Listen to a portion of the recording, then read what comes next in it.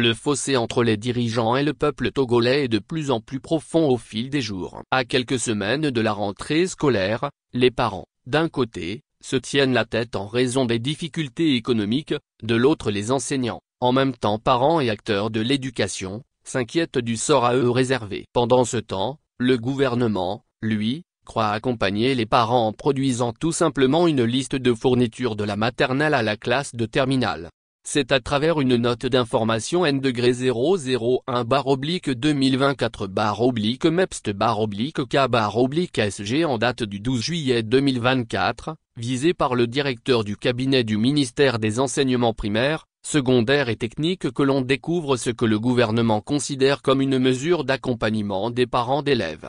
Lire aussi, les voisins m'ont appelé pour me dire qu'ils étaient en train de casser les maisons. Cette note d'information est ainsi introduite, dans le souci d'encadrer rigoureusement l'exécution des programmes en vigueur au Togo, et pour permettre aux parents d'élèves d'assurer une gestion efficiente des dépenses liées aux préparatifs de la rentrée scolaire de leurs enfants, le MEPST officialise la liste des ouvrages et fournitures scolaires pour le compte de l'année scolaire 2024-2025.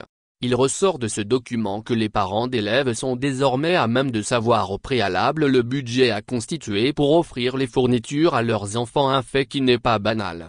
Seulement, la question essentielle est celle de savoir si les Togolais ne savaient pas à peu près le coût de la rentrée scolaire de leurs enfants. Au-delà, qu'est-ce que la publication de telles listes change aux difficultés financières permanentes des parents d'élèves? Lire aussi, Togo épervier. Dareni Bombé, officiellement sélectionneur national des éperviers du Togo. Il faut dire qu'en réalité le ministère en charge de l'éducation, tout comme l'ensemble du gouvernement, s'inscrit dans la politique de l'autruche menée depuis des années au Togo. Au lieu de faire face aux véritables enjeux et problèmes, ces dirigeants préfèrent jeter la poudre aux yeux du peuple. S'il est bien beau d'éditer une liste de fournitures à titre indicatif, il est encore mieux d'améliorer le pouvoir d'achat des parents et les conditions de vie et de travail des enseignants. Jusqu'à présent, les parents d'élèves sont laissés à eux-mêmes et obligés d'opérer la magie habituelle pour scolariser les enfants.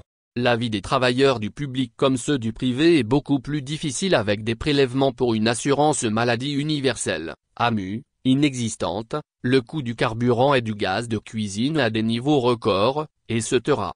Pire, dans la même note ministérielle, il est rappelé aux éditeurs et imprimeurs que selon une note circulaire du même ministère en date du 14 août 2023, les cahiers doivent revêtir les symboles de la République, notamment les 3 copies de l'hymne national, la marche républicaine, la devise, le drapeau togolais. Une exigence qui implique certainement une augmentation des coûts de production et parallèlement au prix de revient desdites cahiers. Lire aussi, Afrique variole du singe, alerte urgence sanitaire mondiale de l'homme. Au final, ce sont les parents d'élèves qui doivent supporter une politique dite de renforcement du sentiment d'appartenance des élèves à leur pays. Pourtant, une bonne gestion des ressources de la nation et une meilleure distribution des richesses du pays ainsi qu'une reconnaissance des administrés en la politique menée par les administrateurs sont nettement suffisantes pour inculquer et maintenir ce sentiment patriotique.